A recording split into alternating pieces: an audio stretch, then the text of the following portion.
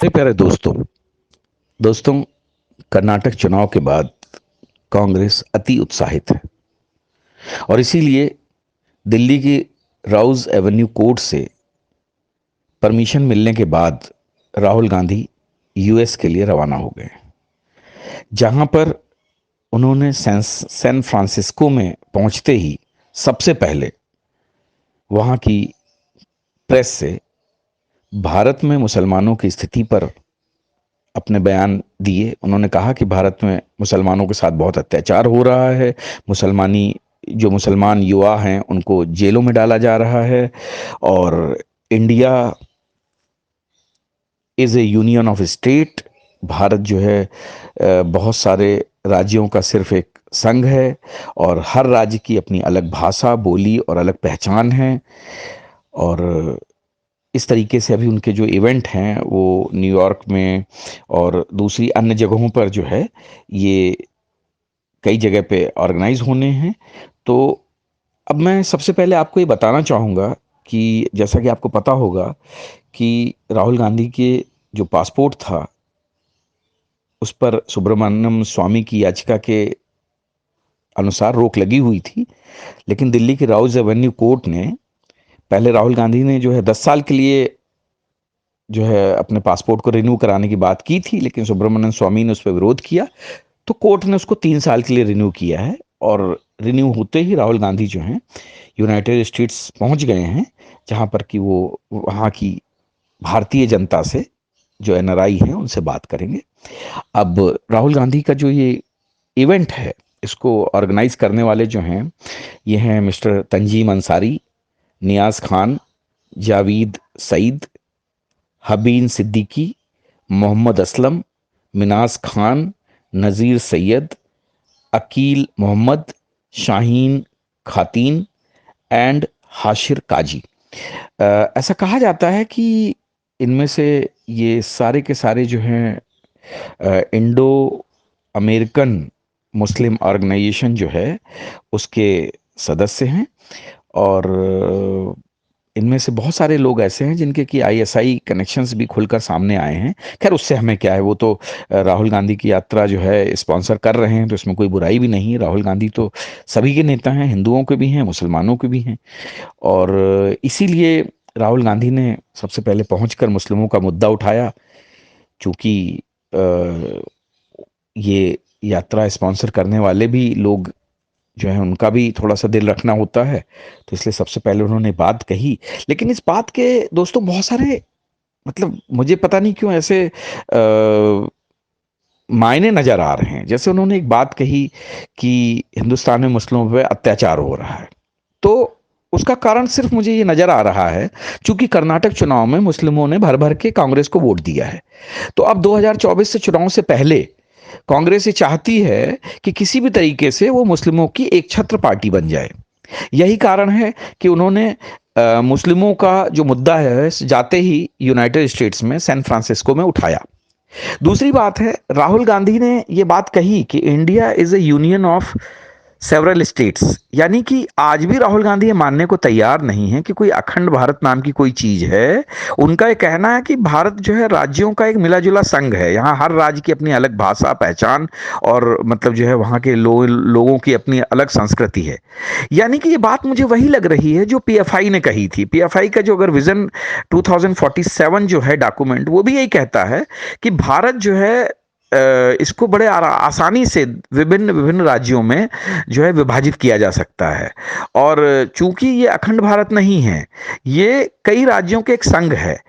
तो मुझे लगता है कि जिस तरीके से पाकिस्तान और बांग्लादेश अलग किए गए, तो हो सकता है आने वाले समय में इसी विजन को ध्यान रखते हुए भारत के बहुत सारे स्टेट इस भारतीय संघ से अलग होने के लिए तैयार हो जाएं। जैसे कि केरल के बारे में कहा जाता है, वेस्ट बंगाल के बारे में कहा जाता है। और आपको याद होगा शर्जील इमाम ने तो ये भी कहा था कि वो चिकन नेक जो है अगर उसको थोड़ा सा काट दिया जाए या उस पर कब्जा कर लिया जाए तो पूर्वोत्तर के जो सातों राज्य हैं वो भारत से अलग हो सकते हैं। ठीक है, जम्मू कश्मीर आज भी मतलब जो है कांग्रेस की वजह से विवादित बना हुआ है। वहां के लोग अपने आप को भारत का हिस्सा मानने को तैयार नहीं है। 370 भले ही हट गई है, लेकिन अभी भी ले दे के कुछ ना कुछ तो तमाशा वहां चल ही रहा है। तो इस तरीके से राहुल गांधी मुझे लगता है उसी धारणा को आगे बढ़ा रहे हैं और जाते ही जाते उन्होंने इस तरीके की बात वहां उठाई। दोस्तों, क्या आपको कभी याद है कि भारत के किसी एक नेता ने हिंदुओं के बारे में भी कभी कोई बात की हो? मुझे तो अपने इतिहास में ऐसा कभी नजर नहीं आता है कि किसी भी नेता ने, चाहे वो नरेंद्र मोदी हो चाहे कोई और भी नेता हो, मैं खुलेआम कहता हूं कि जिसने हिंदुओं या हिंदुओं की स्थिति या जिस तरीके से हिंदुओं की लड़कियां मारी जा रही हैं या हिंदुओं के ऊपर जो है अत्याचार हो रहा है, उसके बारे में कभी किसी नेता ने आवाज उठाई हो। और ये दोस्तों आज से नहीं चल रहा है। अगर आप याद करें, आज से 100 साल पहले भी तो इसी तरीके से अलग पाकिस्तान की डिमांड की गई, फिर उसके लिए रेफरेंडम करवाया गया, सब कुछ किया गया और अलग पाकिस्तान का, बांग्लादेश का निर्माण हुआ। ठीक है, ऐसे ही एक नैरेटिव बनाया गया है, कश्मीर अलग किया गया, ऐसे ही मतलब जो है हिंदुओं से, लेकिन हिंदुओं के हित की किसी ने बात नहीं की। तो इसलिए राहुल गांधी अगर ऐसा नहीं कर रहे हैं तो इसमें कोई आश्चर्य की बात नहीं है। चूंकि कर्नाटक की जनता, जिसने कि कांग्रेस के कुछ वादों पर जो है अपनी मोहर लगाई है और जिसमें कि वोट देने वाले हिंदू मुस्लिम दोनों हैं, तो मुझे लगता है कि इसमें राहुल गांधी की कोई गलती नहीं है। उन्होंने जो मुस्लिमों का मुद्दा उठाया है, वो मुद्दा उठाने के लिए बिल्कुल स्वतंत्र हैं।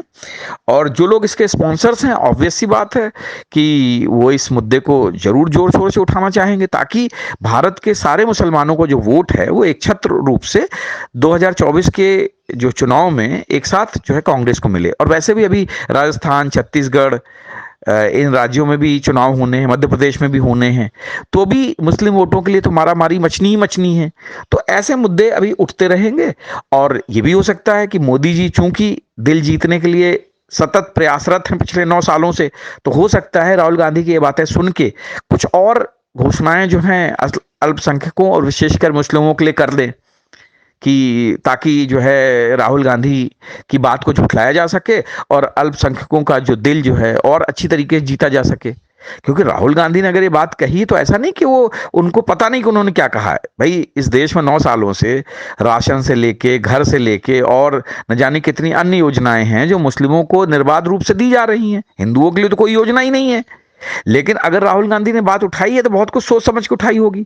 और दूसरा सवाल यह है कि राहुल गांधी जो बात कही है, इस बात का भी एक क्लैरिफिकेशन होना चाहिए कि जो अत्याचार मुस्लिमों पर हो रहा है वो सिर्फ बीजेपी शासित राज्यों पर हो रहा है, या जो कांग्रेस शासित मुस्लिम जो राज्य हैं उसमें मुस्लिम सारे राजाओं की जिंदगी जी रहे हैं, वहां पे जो है एक तरीके से खलीफा का शासन आ चुका है और सारे मुस्लिमों को अपने मनमानी आजादी करने की जो छूट है। ये बात भी राहुल गांधी को जो स्पेसिफाई करनी चाहिए कि क्योंकि इस समय बीजेपी के पास भी गिने चुने राज्य हैं, कांग्रेस के पास भी जो है आधी ज्यादा भारत का प्रतिनिधित्व है।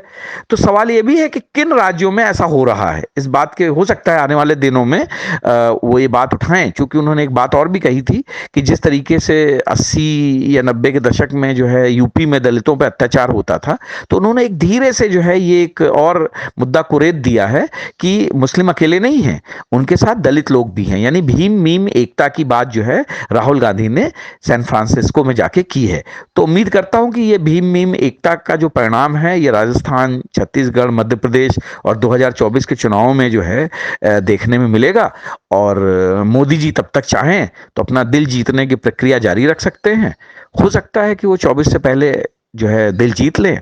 और रही बात हिंदुओं की, तो हिंदुओं के बारे में तो कोई कुछ बोलने वाला है नहीं। हिंदुओं पे ना कभी कोई अत्याचार हुआ है ना होगा। हिंदू तो स्वयं ही खुद पर अत्याचार करते हैं। तो इसीलिए हिंदुओं को जो है पूरी दुनिया से हिंदू सिमटते हुए, ईरान से लेके अफगानिस्तान से लेके अब सिर्फ भारत में बचे हैं। भारत में भी 20 राज्यों में ही बचे हैं, बाकी 8 राज्यों में अल्पसंख्यक हो चुके हैं। तो मैं उम्मीद करता हूं कि आने वाले समय में हिंदू जो है और भी अन्य राज्यों में अल्पसंख्यक का दर्जा पा जाएंगे। मतलब दर्जा तो नहीं मिलेगा, अल्पसंख्यक कहलाएंगे।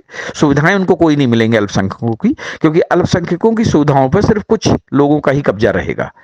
तो उम्मीद करता हूं कि आप लोग राहुल गांधी की इस बातों से सहमत होंगे और जो मुस्लिमों पर इस देश पे अत्याचार हो रहा है उस पर भी आप लोग भी अपनी आवाज उठाएंगे। और वैसे राहुल गांधी ने अमेरिका जाके जो बात कही है, काश कि वो दिल्ली में जो एक लड़की पर साहिल ने ताबड़तोड़ 30-35 चाकू मारकर और पत्थर से कुचलकर हत्या की है, उसके बारे में भी कांग्रेस ने या किसी अन्य ने जो बेटी बचाओ बेटी पढ़ाओ आंदोलन के लिए इतनी आवाजें उठा रहे हैं, उन्होंने भी ये बात कही होती, लेकिन चूंकि ये एजेंडा उनके नैरेटिव को फिट नहीं बैठता है, इसलिए इन बातों का कोई मतलब नहीं है। और जो हो रहा है उसको होने दीजिए। हम आप सिर्फ एक मोहरे भर हैं जो ये सारा कुछ होते हुए देखते रहेंगे। जिस तरीके से सन 47 में इस देश को बंटवारा होते हुए लोगों ने देखा, लोगों के साथ जो हुआ वो अभी भी लोगों के जहन में ताजा है। निर्णय लेने वाले कुछ लोग और थे जिनके साथ कभी कुछ नहीं घटित हुआ, किसी नेता के साथ कुछ नहीं हुआ। जो निर्णय से प्रभावित होने वाले लोग थे वो मरते कटते रहे। यही देश की नियति है और यही आम जनता की नियति है। इसलिए आप सभी लोग इन बातों को सुनते रहिए, खुश होते रहिए, पार्टियों में बटे रहिए, जाति और वर्ग के नाम पर, आरक्षण के नाम पर आपस में लड़ते रहिए। और इससे ज्यादा क्या किया जा सकता है। जय हिंद, जय भारत।